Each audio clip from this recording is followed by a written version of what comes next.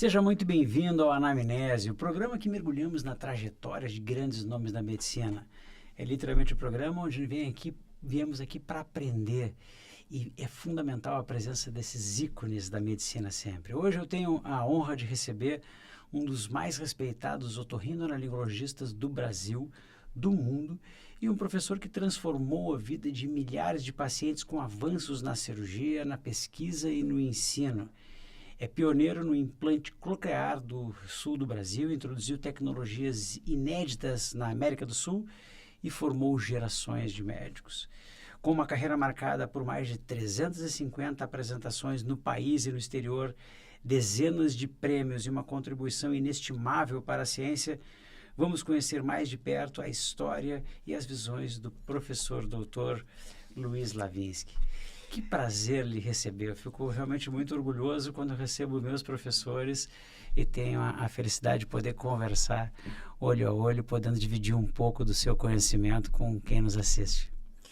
Muito obrigado pelas palavras agradáveis e superlativas, mas inicio agradecendo ao honroso convite de uma pessoa como o professor Matias, uma instituição que admiro e é admirada como modelo nacional e que tanto tem oferecido à classe médica e, portanto, enfaticamente agradeço esse honroso convite. Muito obrigado. Deixa eu lhe perguntar, o senhor veio de Erechim e aí, de repente, veio fazer o curso científico, né? Na nossa época era científico, em Porto Alegre. Como é que foi essa mudança? Como é que foi a experiência? Como é que era o pequeno Lavinsky, o futuro expoente da medicina? Olha, na linha do tempo, a minha vida foi multiforme nos primeiros anos. Eu, na verdade, não nasci em Erechim. Eu nasci no interior de Erechim, numa cidade pequena, chamada Quatro Irmãos, que tinha um hospital de referência regional, porque esse lugar, Quatro Irmãos, foi criado por uma colonizadora inglesa que colonizou oficialmente uma população e construiu muitas coisas atípicas para cidades pequenas. Tinha um hospital de referência com médicos europeus, tinha a primeira cooperativa de luz do Brasil, tinha uma estação de trem que a aviação federal do lugar até esse local, e uma série de coisas, fábrica de papel e coisa, era pequena, mas tinha uma certa pujança. E aí eu fiquei nesse local até os 9 anos de idade, onde eu fiz o primeiro início ali num grupo escolar e, por uma cultura familiar, fizeram um sacrifício. Na época era sacrificado e colocaram eu e meu irmão gêmeo, que é um oftalmologista, que o senhor deve conhecer, professor titular também, e fomos para Passo Fundo, num colégio interno, com 9 anos, no Instituto Educacional, que era um colégio americano, onde eu tive o maior impacto da minha vida, porque tive o contato com uma filosofia educacional americana nos tempos dourados. E aquilo ali ensinava matéria, mas ensinavam também códigos de ética, modelo de vida, etc. Terminei o colegial em Erechim, que já era um adolescente, e daí vim para Porto Alegre, para o Julinho, para o grande... Que era o melhor colégio estadual, exatamente, né, historicamente. Porque era o grande fantasma, era o vestibular. Então, aí mudei para Porto Alegre e, na sequência, prestei vestibular na Universidade Federal de Santa Catarina, porque a minha família de Erechim, nós estávamos próximos, meu pai tinha atividades em Santa Catarina, me pareceu, mas o principal lá era que uma faculdade só, 50 alunos e 9 hospitais públicos. Que impressionante. Então, essa faculdade, além dos encantamentos de Florianópolis, dava uma formação que só se obtém hoje com o começo da residência. Saí da faculdade fazendo algumas cirurgias básicas, que hoje é uma utopia, e que a faculdade é mais um preparo para a residência, e depois para um fellow, e assim vai, uma formação mais complicada. E daí eu fiz essa formação, passei na residência aqui, mas eu me senti apto a dar um passo a mais. Daí me apresentei num serviço de referência em Buenos Aires, onde fiz a minha residência com o professor João Manuel Tato, que era referência continental, mas até mundial, estava no topo, no Hospital Italiano, que também ainda hoje é um hospital de referência, e na Universidade de El Salvador, que era junto. Terminado esse período, fui para a Espanha fazer um fellow e depois para a Iustro. Aí terminou a minha carreira em diferentes locais, portanto, por isso eu disse multicêntrico, quer dizer, foram poucos anos, mas muitos cenários. É muito impressionante isso quando a gente considera o mundo da época e o mundo de hoje. Talvez as facilidades fossem maiores na época, num sentido de que talvez existisse uma restrição maior de vagas de residência, eu não sei como é que funcionava especificamente, mas lhe digo que de um demonstrar de brilhantismo o ato de se desprender do local e desbravar o mundo atrás da formação. O que levou, porque não é uma decisão fácil, provavelmente já havia laços familiares, de amizade, o que levou a fazer essa viagem pelo mundo atrás do conhecimento? Eu tive uma coisa, pode-se chamar um pouquinho atípica. Por fazer essa faculdade que dava oportunidades, os alunos eram disputados para ser auxiliar acadêmico. E eu trabalhei um ano com um neurologista no terceiro ano e pratiquei também muita coisa, mas depois vi que não era o que eu estava procurando. Aí fiz um trabalho, até uma sugestão para as pessoas, por um ano fiquei avaliando todas as especialidades, fazendo um critério de interesses individuais, né? E a otorrino fechou, por razões de eu vê-la com algumas qualidades. É muito prevalente, é muito multicêntrica as suas ações, tem prato para todos os gostos e, principalmente, imensa resolutibilidade. Poucas coisas são paliativas, a maioria, por meios clínicos ou cirúrgicos, tem resolutibilidade. E aí escolhi a otorrino, que na época, 50 anos atrás, não tinha o brilhantismo acadêmico, mas vi esse caminho.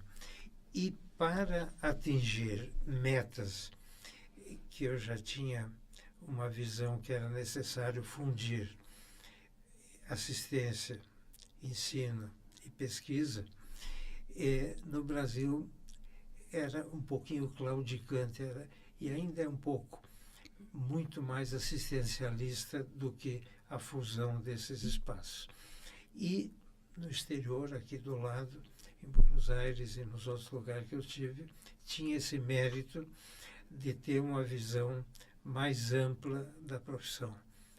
E talvez esse seja o catalisador, motivador para romper fronteiras. Das suas experiências na Argentina, na Espanha e nos Estados Unidos, qual foi a mais impactante? Qual foi a que mais produziu o resultado para o senhor ser quem é hoje?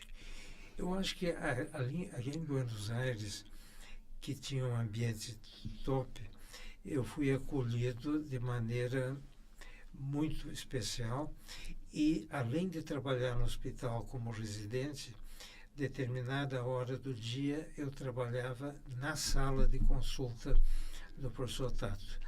E com isso eu tive o privilégio de ter, vamos dizer assim, um ensinamento de um modelo bem sucedido e com vários códigos que eu até hoje ponho em prática. Então eu diria que o mais impactante. Agora, em ciência, em pesquisa, em outros ambientes, que depois eu tive 12 vezes pequenos estágios de fellow no exterior, foram me agregando. Mas eu diria que aqui do lado o acolhimento foi exponencial. Isso é muito impressionante, né? O senhor sabe que eu fui da URGS, sempre considerei uma faculdade excepcional, eu sempre tenho muito orgulho tanto dos meus professores quanto dos meus colegas. E quando eu saí da faculdade, depois da residência, eu fiz minha residência no Hospital de Clínicas, eu tinha a ideia de que não existia inteligência fora daquele meio, porque era muito restrito o meu conhecimento naquele momento.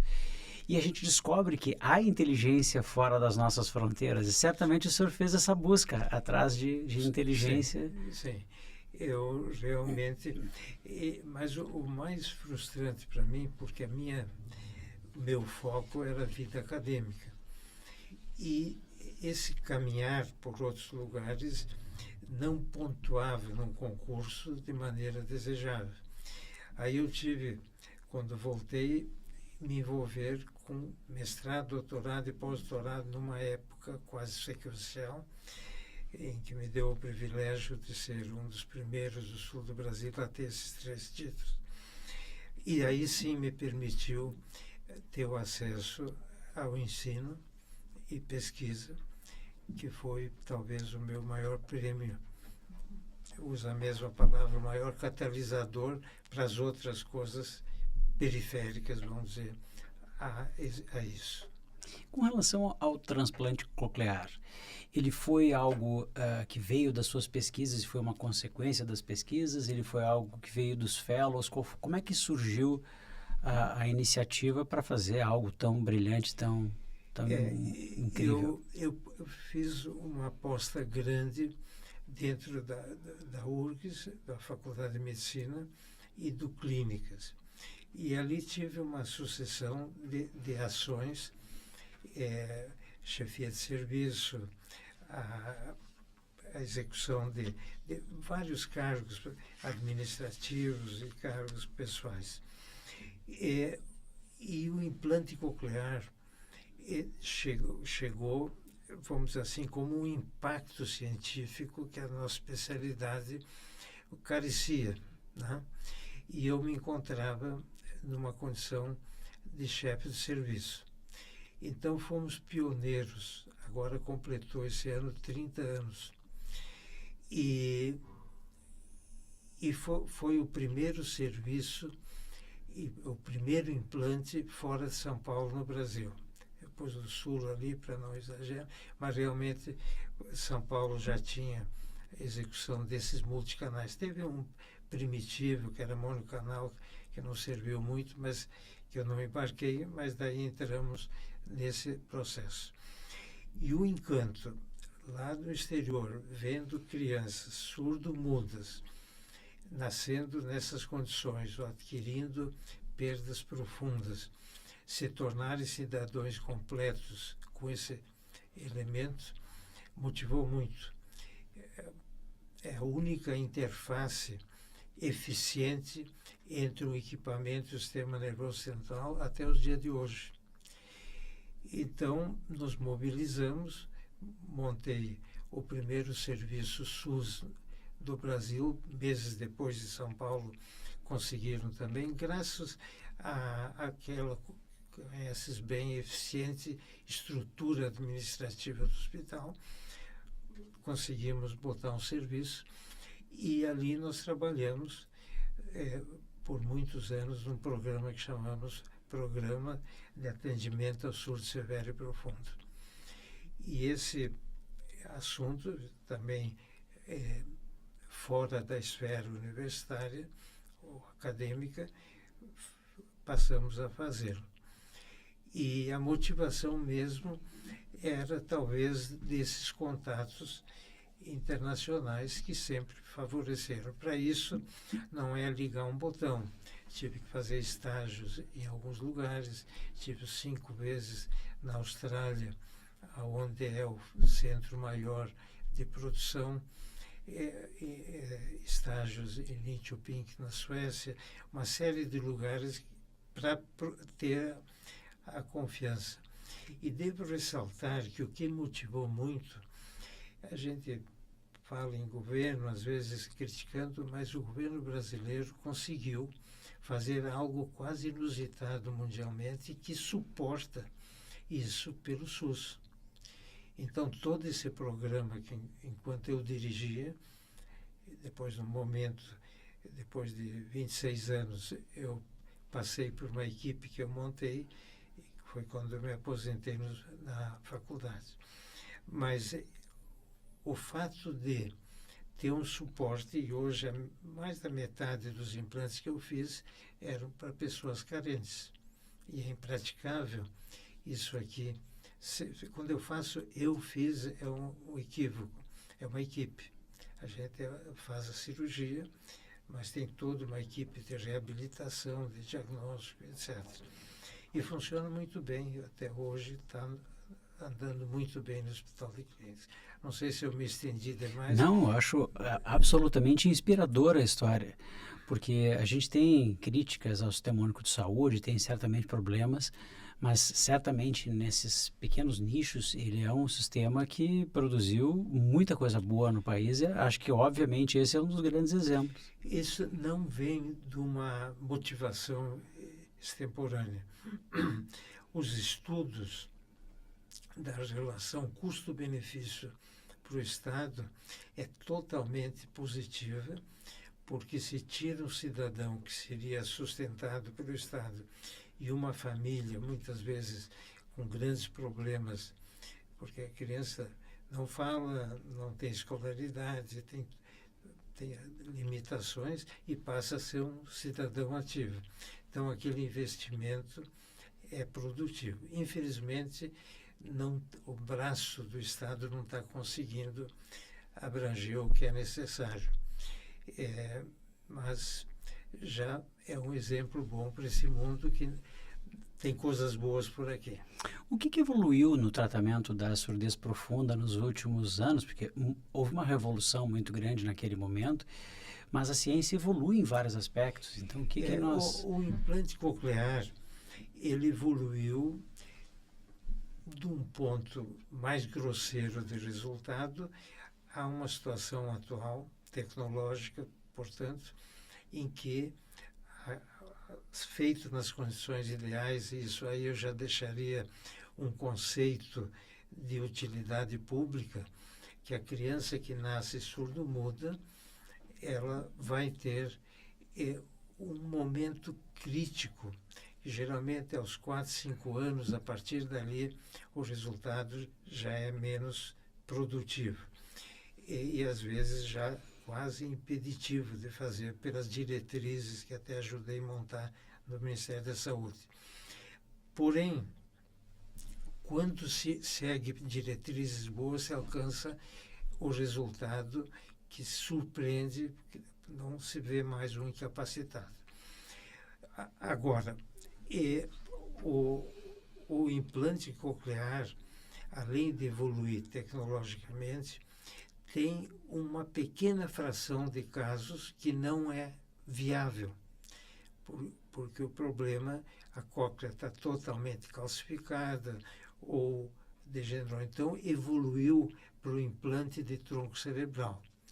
Eu tenho a satisfação que o meu filho, que talvez conheça, Joel, fez formação neurocirúrgica, ele é otorrino, e hoje fez recentemente o primeiro implante de tronco cerebral aqui em Porto Alegre, propiciando então para aqueles que não tinham viabilidade do implante, ter um implante em que os eletrodos são postos no tronco cerebral. Que incrível. Então, as fronteiras vão se movendo, mas estão quase esgotadas, porque se faz quase em todo mundo uma solução. Que coisa mais linda isso, né? É impressionante. Para o senhor que viveu a evolução toda, do momento que se tinha pouco tratamento para os momentos atuais é uma vitória incrível. Nós recomendávamos leitura labial, linguagem gestual e profissionalização no que podia.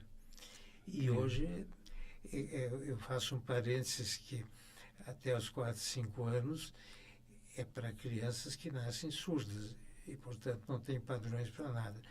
Mas adultos que perdem audição por uma meningite, por alguma coisa, já não se pensa, tem o cérebro pronto, então pode-se fazer em condições amplas. Incrível. O senhor também introduziu no Brasil a reabilitação labiríntica por imagem virtual. Para um ginecologista que é ignorante no assunto, mas também para nossos telespectadores, o que é isso? Olha, eu começo dizendo que as doenças do labirinto, que mesmo médicos chamam de labirintite, que é um estado inflamatório infeccioso do labirinto, que é meio raro, as doenças do labirinto são muito amplas. E nós podemos estimar umas 100 patologias. E elas, uma vez tratadas, dão um prognóstico bom, mas muitas vezes deixam alguma sequela que exige reabilitação. É diferente da audição, que tem que botar um equipamento para reabilitar. Nas doenças do labirinto, curou, sobra defeitos e a reabilitação é a ferramenta. Tem vários métodos, mas criou um impacto positivo a reabilitação com realidade virtual que simula a vida da pessoa e facilita esse processo. E tem o grande mérito, esse procedimento, de prevenção de quedas de idosos, que eles não têm uma doença do labirinto, mas têm uma degeneração bilateral que, ao ser bilateral, limita a motricidade e a mobilidade da pessoa. E esses procedimentos são ferramentas para tal. Isso é feito por, no caso, fisioterapeutas preparadas com formação nesse sentido e dão um prognóstico desejável para pessoas que às vezes estão limitadas pela sequela. Já não tem a doença ou pela degeneração da idade. Isso é a síntese. Eu acho incrível o desenvolvimento dessas questões, porque, óbvio, é um pouco fora da minha especialidade, mas não muda o fato de que é algo que afeta muita gente. Nós estamos tratando de algo que eu não digo especificamente, e sim, o termo labirintite ele é utilizado de maneira... Sim. Mas eu me lembro que eu tive dentro dos maiores erros da minha vida, eu tive um traumatismo crânioencefálico totalmente evitável, andando de skate na meia-idade. Portanto, não pode ser bom resultado. E eu me lembro que eu fiquei, durante muito tempo pós o trauma, com tontura. E eu vi a dificuldade que era para fazer o tratamento disso. Então, eu sei como é conviver com um sintoma que ele é muito inespecífico, os neurologistas sempre diziam, mas é algo que causa muito impacto na vida. E, às vezes, depois de uma idade, a reabilitação, se não for ativa, não ocorre. Só para ilustrar, dos 6 livros que eu publiquei, um é tratamento em otologia de 1000 páginas. Então, para ver o espectro amplo que existe e, portanto, esse é um grande mérito da especialidade, porque praticamente nós temos na mão resultibilidade. Que coisa incrível. Isso gratifica muito na medicina. O senhor coordena ainda no Hospital de Clínicas o programa de atendimento ao surdo severo e profundo, o grupo também em pesquisa de otologia? Como eu fiz menção, eu me aposentei lá, mas deixei equipe e as minhas linhas de pesquisa, que são 4, eu atuo em parte extramuros atualmente, já não mais experimental, e porque eu não sei se é um parênteses que eu faria, eu montei o Centro de Pesquisas do Clínicas e dirigi por 8 anos, e lá eu me dediquei à pesquisa experimental em vários nichos. Mas o principal foi em doença de Meniere, que é uma doença altamente incapacitante. Desenvolvi um animal de experimentação novo no mundo, que hoje está popularizado, e uma série de coisas. Então, hoje eu estou me restringindo mais a trials, coisas mais clínicas, e a parte experimental. O centro de pesquisa, depois dos 8 anos que eu dirigi, entrou pessoas cada vez melhores e ele está pujante. Olha, eu tenho muito orgulho, como eu sempre digo, eu tenho muito orgulho dos meus professores, porque foram um ícone, o senhor faz parte disso, porque é muito interessante, assim, o trajeto que todos seguiram. Sempre foi um trajeto de colocar o estudo, colocar o enfrentamento às dificuldades, o enfrentamento, muitas vezes, a sair da própria bolha e, às vezes, certamente, abrir mão de recursos financeiros, porque poderia ter uma vida mais tranquila na busca de um objetivo. Certamente o senhor fez parte disso. Em vários momentos, o senhor abriu mão de determinadas tranquilidades financeiras ou tranquilidades de trabalho para buscar o seu objetivo. Como é que o senhor fez isso e como é que o senhor vê a sua especialidade nos próximos 20 anos? Olha, eu acho que eu não senti que tive que tomar decisões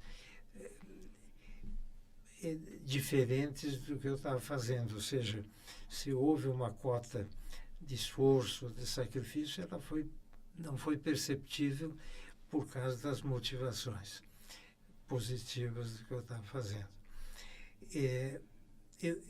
No segundo contexto, que é a especialidade futura em evolução, felizmente a medicina, com seus, parece que está em 25 milhões de publicações no Index Médicos, ela está dinâmica e vai continuar dinâmica. Para mim, o que mais me agradou é conhecer a medicina dos 50 anos atrás e a atual, que gera um impacto motivacional. Mas o que eu vejo na medicina da especialidade é os avanços da genética, contribuindo para a regeneração celular, que vai até nos botar de lado os implantes, porque em aves já conseguimos, mas em humanos ainda não. E a apoptose celular, que vai nos dar longevidade e que evita o envelhecimento celular. E a questão da farmacologia e os recursos na parte da imunologia, que ainda são fronteiras de manutenção da condição do paciente e muitas vezes, ao contrário do que eu tanto falei hoje, de que nós temos resutibilidade, algumas delas exigem nessa esfera ainda uma manutenção. Então, eu acho que nesses dois braços vai evoluir e vai gratificar ainda muito mais as próximas gerações. Eu, às vezes, fui tão apologista pela especialidade que eu tenho colegas que encontro depois, eram alunos que são milhares, acho que uns 5.000 que eu larguei dentro da graduação. Olha, o senhor falou tanto da otorrino que eu acabei fazendo a especialidade. E hoje são pessoas de destaque e a gente sente nisso um legado. Você sabe que eu tenho muito esse sentimento. Obviamente não chega aos seus pés nesse aspecto, mas eu sempre digo que eu fico muito orgulhoso com o sucesso dos meus alunos, porque eu me coloco, devo estar errado nisso, mas eu me coloco num pequeno pedaço daquela formação, assim. Então eu sempre, algo como, viu só, fiz parte disso, eu fico muito orgulhoso sempre. O senhor, na condição de entrevistador, está sendo modesto, mas a gente conhece todos os méritos da sua carreira. Que bacana. Deixa eu lhe perguntar, o senhor já foi presidente da Academia Sul-Grandense de Medicina, que é uma entidade médica a qual eu, como médico, tenho muito orgulho pela própria existência, que é ali, de alguma forma, um bastião do conhecimento, da produção científica, da atuação médica. Como é que foi a sua experiência ali? Como é que é a perspectiva de conviver com os colegas, de olhar o ensino médico, de olhar a profissão médica? Como é que é a visão da academia? Eu tive na minha carreira papéis, vamos chamar de gestão, na condição de presidente de sociedades, como foi a Gaúcha, depois a Brasileira de Odontologia, vários congressos nacionais, mas a que mais me gratificou foi a Academia Sul-Americana de Medicina, porque ali é um grupo de colegas que está numa fase da vida que mais interesse tem em doar conhecimento, modelos e totalmente desarmados, fáceis, nada comparável como dirigir um sindicato. Os problemas são mínimos, mas eu tive um desafio muito grande, que a minha presidência foi dentro do Covid. E tive que manter o tônus, fizemos muitas atividades, felizmente a forma virtual nos salvou, e até me pôs muita coisa nova em como conduzir eventos, porque eventos tiveram múltiplos, com custos mínimos pela virtualidade, por serem virtuais, e aproximação maior com colegas do exterior, uma série de, não me lembro números, mas passou 30 atividades dentro da minha gestão. Portanto, isso enraizou, muita coisa ocorre, toda atividade humana hoje com o sistema virtual. Então, resumindo da academia, eu diria que foi, na minha carreira, um prêmio e não um sacrifício. Você sabe que eu tenho alguns orgulhos na vida, porque a gente sempre tem coisas que faz sim. que nos trazem uma lembrança muito positiva.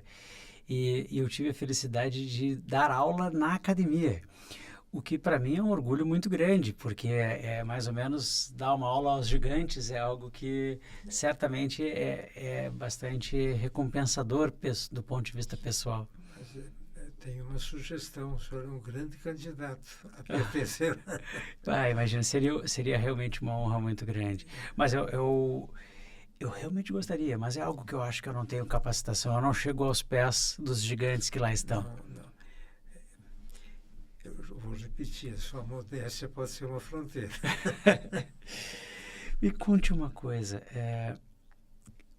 como é que é a vida pessoal do professor, mestre, doutor, pós-doutor, ícone da medicina? Porque eu sempre acho que a nossa vida profissional, ela interfere na nossa vida pessoal em vários aspectos. A gente é médico 24 horas por dia. Então, como é que é ter os teus filhos? Como é que é o casamento? Quanto isso interferiu na sua vida pessoal? É uma boa oportunidade para mim manifestar que eu tive uma gigante junto comigo. Abraçou em várias esferas, me viabilizando essa condição multicêntrica, em que eu me envolvi em ensino, pesquisa, gestão e criar filhos. Então, talvez tenha esse lado importante. Tive também a felicidade dos filhos ficarem na especialidade, na área médica, que dá um sentimento de continuidade e faz um pouco de sentido aos esforços, às sementes plantadas. E realmente, para viabilizar tantas coisas envolvidas, eu abdiquei de longas férias, de fim de semana, etc. Mas sempre prazerosamente, nunca me vitimizei por isso. E não desenvolvi muitos hobbies, não havia tempo. Eu ia lhe perguntar. O que eu realmente acho que é um hobby para mim é o trabalho, e um hobby é o empreender. E uma pontinha de desfrute, que eu não abro mão, é viajar. Quer dizer, cada evento que eu já devo ter tido, eventos nacionais e internacionais, mais de, não me lembro os números, mas vai a 300 a 400. Então, sempre se estende um pouco para outras fronteiras e a própria profissão põe a gente a viajar um pouco mais. Então, se falarmos nisso, seria empreender, que é um motivador importante, e o prêmiozinho de sair da toca. Eu realmente eu tenho muito orgulho por quem tem essa capacidade. Eu fico realmente eu fico orgulhoso, como eu disse, dos meus professores, e eu sempre vejo como certamente o senhor e vários outros são pessoas nas quais os alunos, os residentes, os próprios especialistas se espelham para conseguir ter um norte para seguir na carreira. Isso eu acho incrivelmente bonito. Por isso eu faço questão de lhe dar os parabéns, porque o senhor atua não apenas como médico, pesquisador, como pai, como um líder em vários aspectos, mas também como um modelo a ser seguido, que certamente trouxe um benefício muito grande para a sociedade como um todo. Olha, isso não é um favor. A gente sai premiado por esse vínculo e tenho observado esse vínculo ser longevo. Isso me agrada muito. Como aproveito para felicitar essa instituição maravilhosa que está quase centenária e só é possível com líderes como a sua pessoa. Muitíssimo obrigado. E não é uma troca de elogios, é porque é verdadeiro.